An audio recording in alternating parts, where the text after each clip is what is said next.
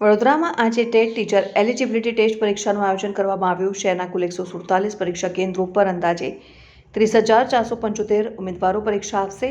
પરીક્ષા બપોરે 12 થી 2 વાગ્યા સુધી યોજાનાર છે અને પરીક્ષા આપવા આવેલા મોટા ભાગના ઉમેદવારો મધ્ય ગુજરાતના છોટાઉદેપુર, પંચમહાલ, દાહોદ અને આણંદ જિલ્લામાંથી આવ્યા હોવાનું જાણવા મળ્યું છે.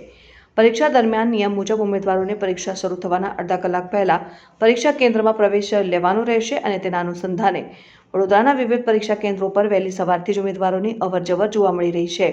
શહેરના રોઝલે સ્કૂલ ખાતે પણ મોટી સંખ્યામાં ઉમેદવારો પરીક્ષા આપવા માટે પહોંચ્યા હતા અને અહીં પરીક્ષા આપવા આવેલ મોટાભાગના ઉમેદવારો મધ્ય ગુજરાતના છોટાઉદેપુર, પંચમહાલ, દાહોદ અને આણંદ જિલ્લામાંથી આવ્યા હોવાનું જાણવા મળ્યું છે. પરીક્ષા પ્રક્રિયા સુચારુ અને શાંતિપૂર્ણ રીતે યોજાય તે માટે દરેક પરીક્ષા કેન્દ્રો ઉપર પોલીસ દ્વારા ચુસ્ત બંદોબસ્ત ગોઠવવામાં આવ્યો છે અને સુરક્ષા વ્યવસ્થા વચ્ચે ઉમેદવારોને નિયમિત રીતે પરીક્ષા કેન્દ્રમાં પ્રવેશ આપવામાં આવી રહ્યો છે.